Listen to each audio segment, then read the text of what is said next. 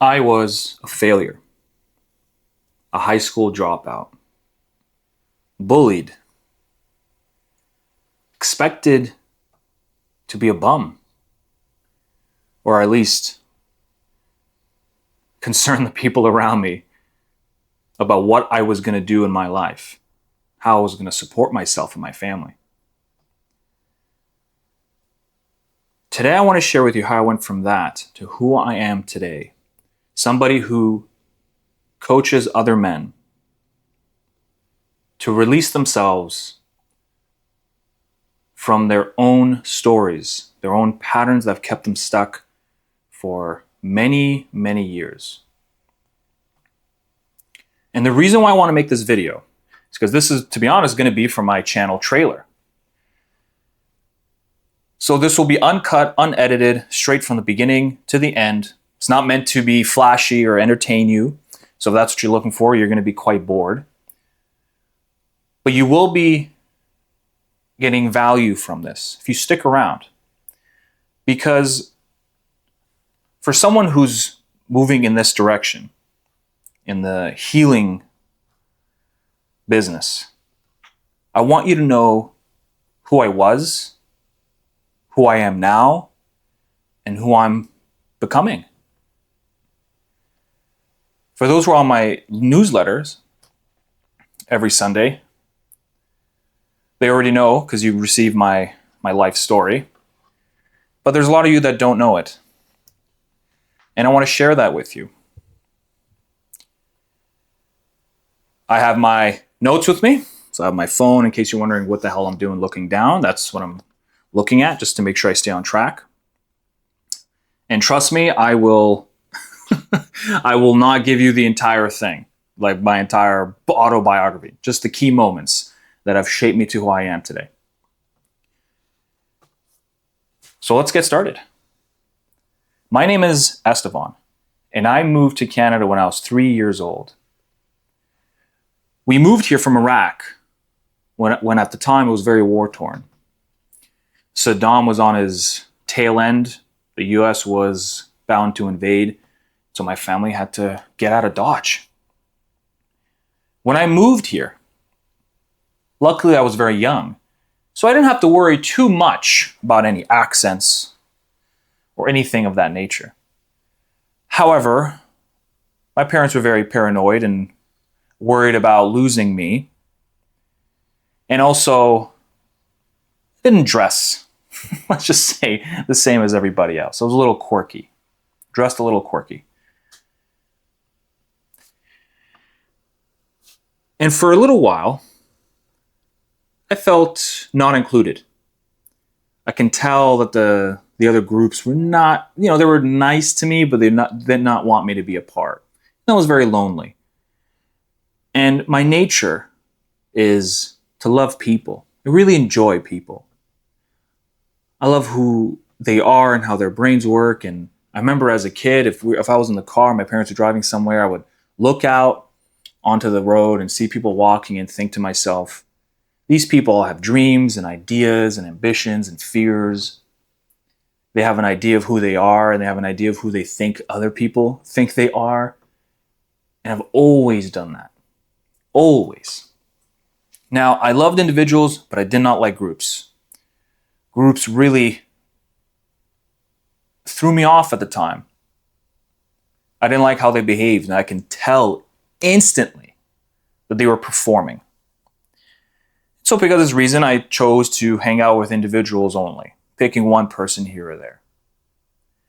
This all went great until I started to get bullied heavily, mid-elementary school.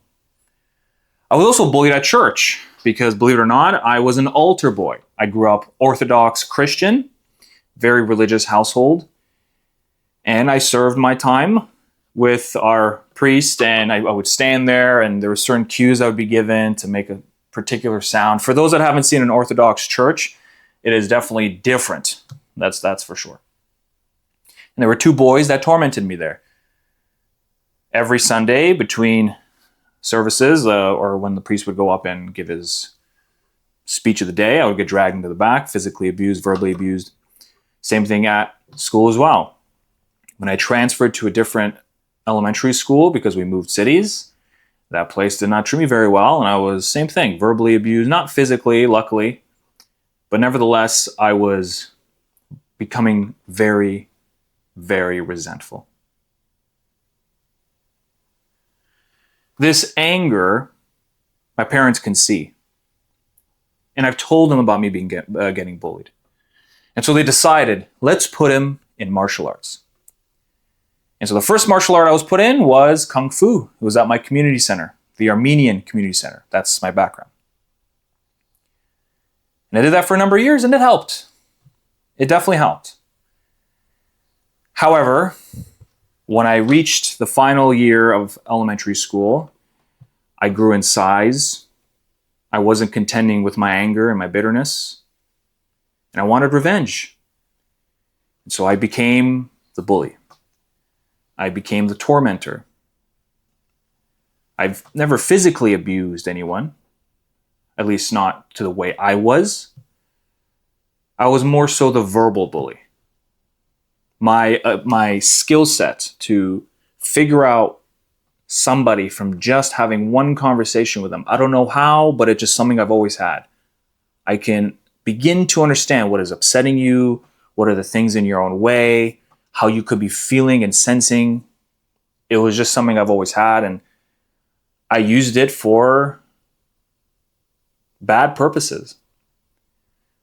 I'd find what would upset someone, and I would poke at him and poke at him and poke at him. This continued into high school, to grade 9 and then grade 10, until eventually one day I got humbled. I was tormenting some kid outside on my way to the bus stop to head home.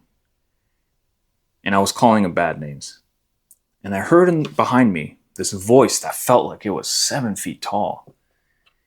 He said, "Why don't you turn around and say that to me?" And so at first I was like, tough guy. So I turned around and I went, oh man, I was in big trouble. It was the largest kid I've ever seen. I think he was in grade 12, which is the final grade before you transition into college or work. And he had 2-3 other people of that size. And he kept persisting. And he said, "Come on, do something then." And then it drew the attention of everybody around me. Long story short, nothing came of it. I had to charge him. I had to approach him, but thank the Lord, my buddy stood in front of me, put his hands up and said, "Don't do it. It's not worth it." And so I, in my mind, thanked him. I appreciate you saving my ass right now. But that karma humbled me dramatically. And it forced me to reflect. Because, high school, when you're in that development phase, you're growing into your consciousness. You're seeing more, aware of more of yourself and what's around you, and trying to find out how your impulses affect you, what is going on, why am I drawn to this and that, how do I relate to the world? So immediately all that came into one, not moment, but a series of weeks that I reflected on my actions, what I was doing. And that was the beginning of my shadow work journey. I didn't know it at the time, but that's when it began, really and truly. And I decided after some time, I'm going to go apologize to everybody that I tormented. Not to get forgiveness, not to have them forgive me, because I know they wouldn't. One of them did. But the goal was just to release myself from this and to release them as much as I can. Now, it was during this time that I eventually decided to transition from traditional martial arts, Kung Fu, Wushu, Tai Chi, Wing Chun. Those are the main that I did for 10 years. And I said, I want to take this a little more seriously. I was still angry and bitter, and I felt aimless in my life. I don't know where to go. And then all of a sudden, Jiu Jitsu. Jiu Jitsu was Brazilian Jiu Jitsu, by the way. It called me forward. It was like this. It was an idea planted in my mind, and all of a sudden I watched some video of it, on TV. It was the UFC. I'm watching ground fighting. And I said,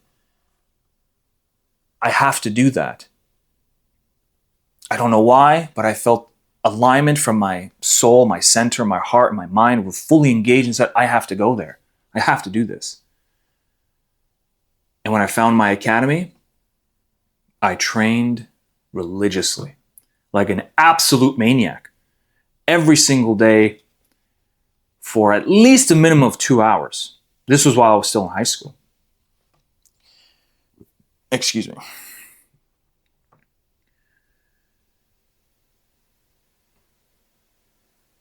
It was also, at the same time, a goal emerged. I wanted to be a world champion, a black belt world champion, someone who was dominant, who would win, borderline impossible to beat. I was obsessed with that perfection. And so I decided to drop out of high school, which of course disappointed my parents greatly. And to give you more context, I was not good at school. I could not sit there and take it in. I was getting confused a lot. I genuinely just getting confused. I felt like an idiot. I had a best friend at the time as well who was so academically incredible. He can get 80+% averages barely trying. And he also was in the academics class, which is the more difficult subjects. And I was in the applied, which is the bare minimum. And I just couldn't match. And of course, my parents, there was comparisons, and I know I disappointed them greatly. And emerging from that discomfort and that pit was my complex to prove myself through success, through winning. My value is determined by my ability to gain status, social status. So I obsessed. I dropped out of high school, trained twice a day, afternoon, evening, every single day, Monday to Friday. 3 hours, 4 hours minimum. And I'm not joking. I also had a Saturday session for 2 hours wrestling, and I did that for 6 years. And during those 6 years, I competed. And I went from bottom of the totem pole in my academy to the most untouchable. And this was an academy of hundreds of members, hundreds. And then I dominated my local environment, did very well in the world stage. Could have done, of course, better, but I'll get to that. And I accrued around 30 medals, give or take. I've lost some, 90% of them being gold. So you would imagine, if I were to ask you, how do you think I feel after acquiring all that? I felt meaninglessness. This was also at the time where I became more atheistic. And I was in this nihilism. For one moment, I thought that I found what I was supposed to do to be this world champion. And I was excelling at it. For the first time in my life, I was well above average. I was being admired. People were talking to me. Girls were talking to me. And I woke up one day, and that initial idea, that inspiration to do what I was doing left. It completely just left me.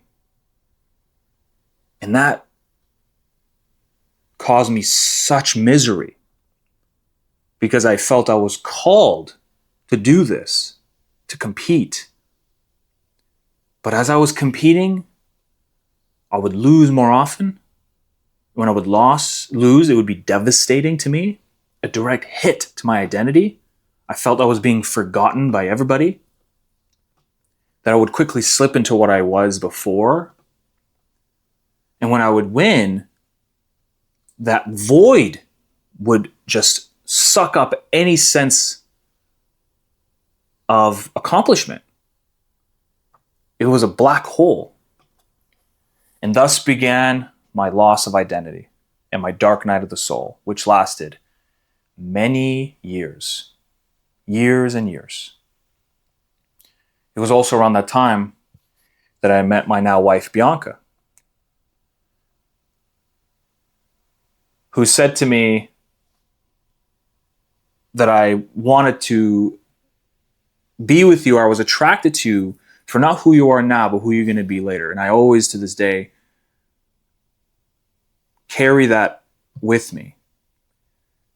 That she saw something, that she took a flyer on me.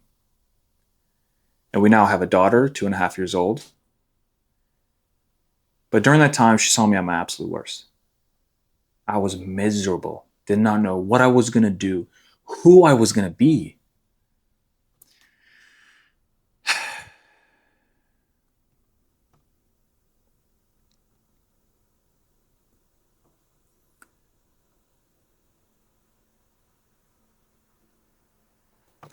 It was at a certain point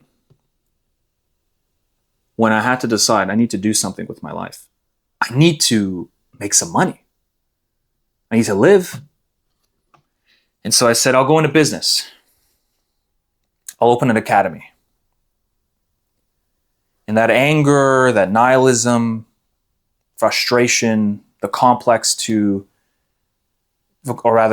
made me feel inferior to everybody, I thought I dealt with. I did a lot of shadow work at the time. I thought I was past it. And when I opened my academy, it did very well. Opened in 2021. Broke even in 2 months. Generated 6 figures in our first year. And I thought, wow, I've never seen this kind of money. The most amount of money I've ever made was $1,000 a month. That was me having a ton of private lessons, and it's just a great month. And so for me to see that kind of cash was unbelievable. But of course, anything undealt follows you. The psyche and the unconscious, if not dealt with, still exists. And I had the desire to turn the facility into a place that can validate me, to fuel my power. But at the same time, I was split, and I knew that that's not who I was. It's not who I am. And thus began phase 2 of my identity collapse. I was once the world champion, who's supposed to be the champion, where I felt that was my purpose given by God, to have that die, and then transition into now saying, well, I'm going to be then the coach, the teacher, to other competitors, to be this big shot in an academy. And I felt that identity slowly build heavy resistance. And it got so bad that I sought out help. And I've had therapy throughout the years, but this one in particular was very unique. And I was guided by half an angel. She is half an angel. She worked with me one day for 5 hours. It was a session, it was a shadow work session. We dug real deep, extracted as much as we could. And for the week after that, I was crying every single day.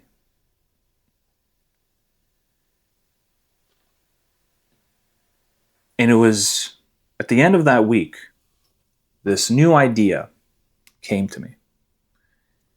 The idea that I'm supposed to help people. I have been given something since birth, the ability to sit with individuals and understand them deeply, very naturally. And I thought this whole time I've been guided by a simultaneous force of my complex, but by God's force to prepare you. And that's what's really important that I learned from those many years. God is a force of preparation. Every stage of resistance is meant to build your armor.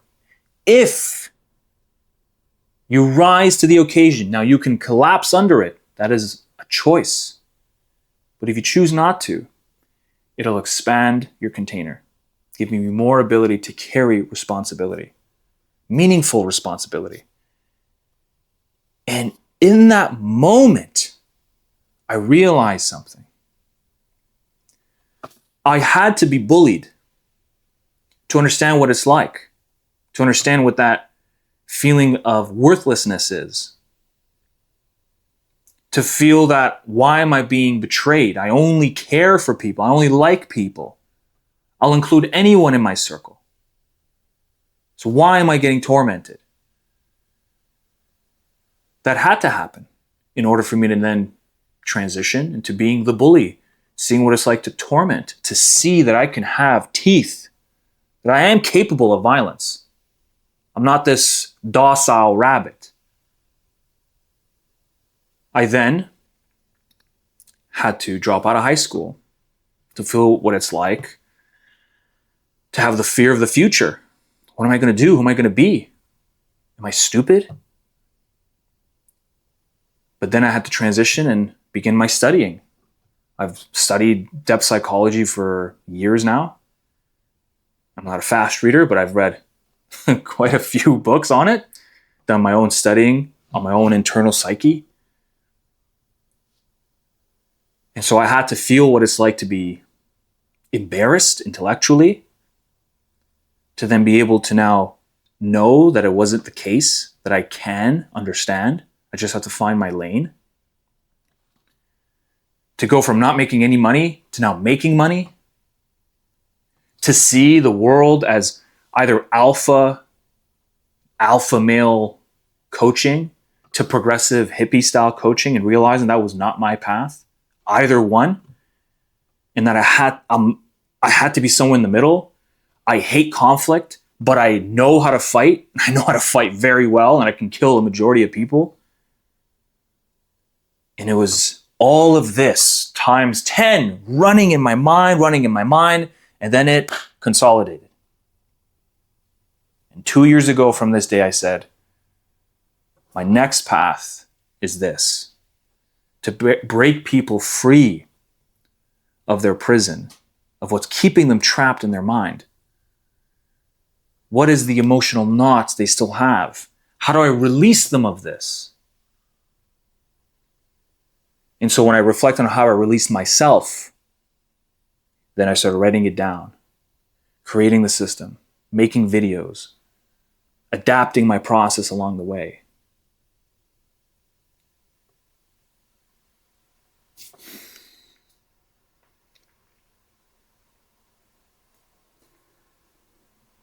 I fundamentally believe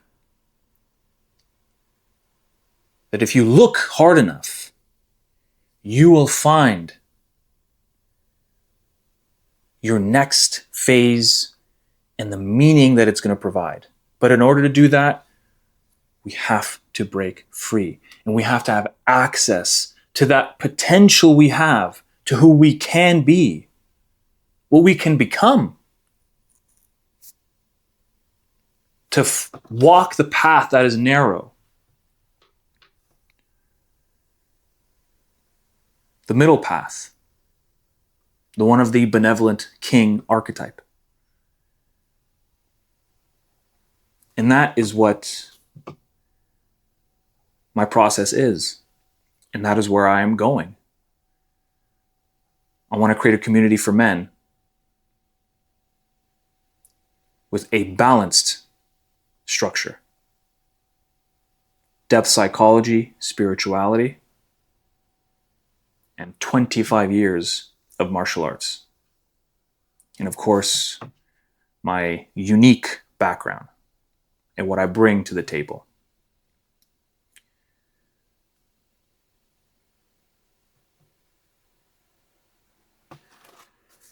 If you're still watching, thank you very much. I appreciate it. And I hope this gave you some insight as to who I am.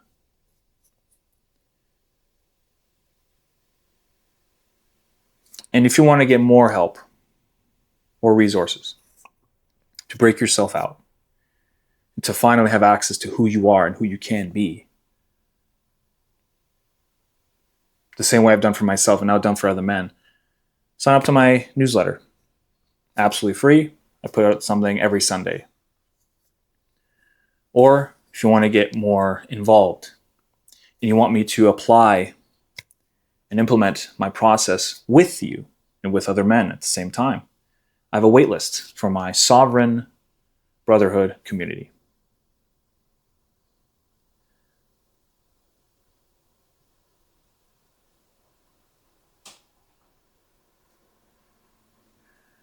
This is the environment for those that are ready for something different. Not the binaries, alpha, progressive, secular, or all love, one love. You're wanting something balanced. If that's you, you're in the right place. And I am more than happy to bring you in, to have you join. It will be my honor and my pleasure. Well, I think that's enough. Thank you very much, and I hope to see you on the next video.